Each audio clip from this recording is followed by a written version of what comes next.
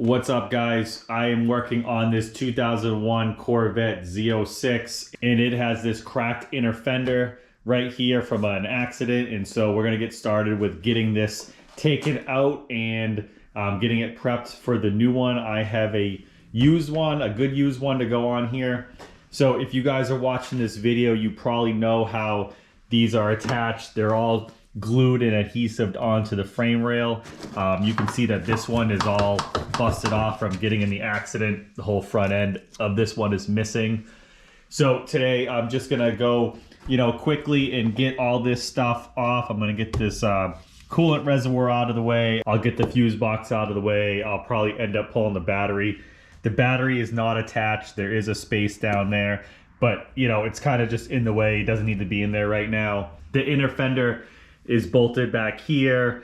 It's glued back here. As you can see that this is cracked off already too. So there's a couple things to take off. So today I'm gonna get that all set. If you don't know, on this Corvette, we are going to do Corvette Creations wide body kit. I got the passenger rear side kind of mocked up there now, and I need to start fitting the front fenders on. This might be a long video, but I'm going to show you guys, what I do, what adhesive I use, and how I go about doing it. So I got the coolant overflow just folded over right now, held up. It's got hoses that go front and back, so I'm not sure. Probably going to end up taking that out, but just for right now, I'm not going to. That has two nuts, two 10mm nuts that go here and there, and they go on these studs. And then it has one right here that goes on that stud that you can loosen up, and this will come out obviously because that's slotted. But because we're going to be changing this, I took the nut all the way off because I'm going to have to put it on the new one anyways. And then I got this piece out, which is a little protector right here, a little shield.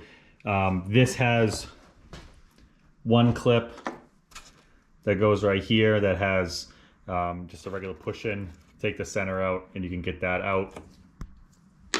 But then it's a little tricky on this spot right here where that tab is. That tab is all the way down on this ground stud right here. So it's hard to get that up all the way. This is one of my favorite tools I use. This upholstery trim, fork tool. So what I did is I went underneath through this crack down the bottom, and I was able to get the tool in there to pry that out. Obviously, because this is a ground right here from the battery, when all this is out of the way, it'd be a good time to take that off and sand it down and make sure that the ground is really nice and new. Now the fuse box has one 10mm right here, but then it also has another one that is on that stud right there. I was planning on taking this out anyways, but because you have to get to that bolt, you might as well just take the battery right out and give yourself all that extra access. So one 13mm down there in the battery bolt, obviously do the ground on the positive, and then you'll be able to take the battery right out. All right, so we're at the stage of taking the fuse box out. The battery's out, the fuse box is upside down. Obviously you can see that I have one of the connectors out. So because of this piece right here on the bottom, it's kind of hard to flip over to get to this. With these connections, there's one 7mm stud in the middle. That stud just loosens up, it does not come out. And then the plug, just like these, are gonna still be stuck in. So on the side, there are these two tabs, one on each side. There's one there, and there's one on that other side. So if you go in here on both sides and unclip it, you'll be able to pull this plug out. This one's caught on that. So once again, it's just two clips, one on each side, there and there.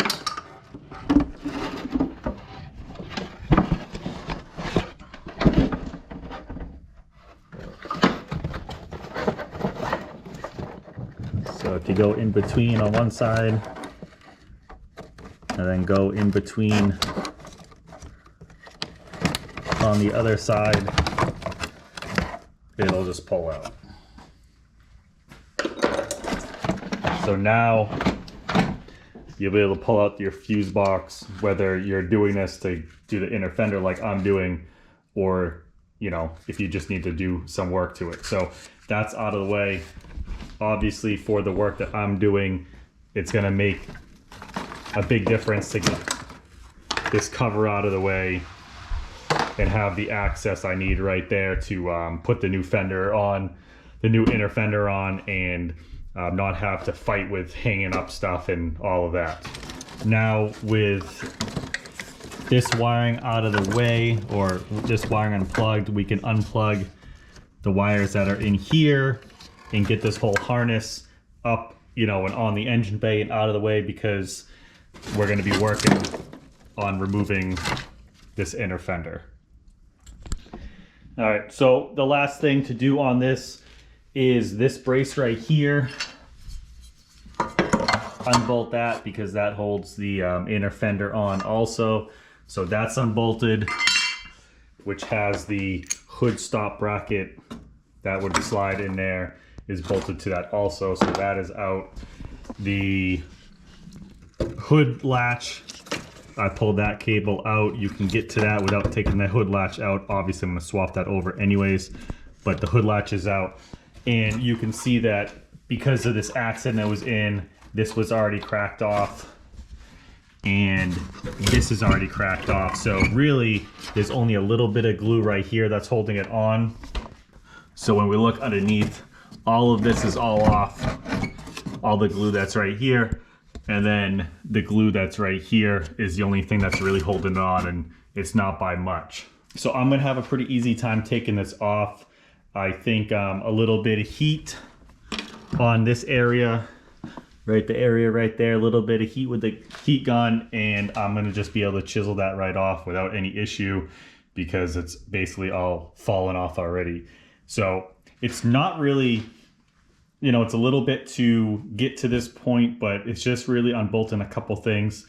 The biggest thing is the fuse box, and all the wiring that goes here is kind of just a messy situation to have to deal with.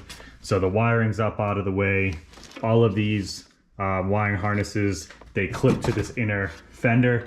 So you just gotta take that out of the way, and that's pretty much it. So once you're at this point, if you are going to remove this inner fender, right, because we already have the outer fender off, we already have the headlight out, we already have all that stuff out of the way, so it's not that much more. And if you heat up that glue and chisel that out, it's really gonna just fall right off. So that is what I'm gonna do right now, and you know, this will be one step in the right direction.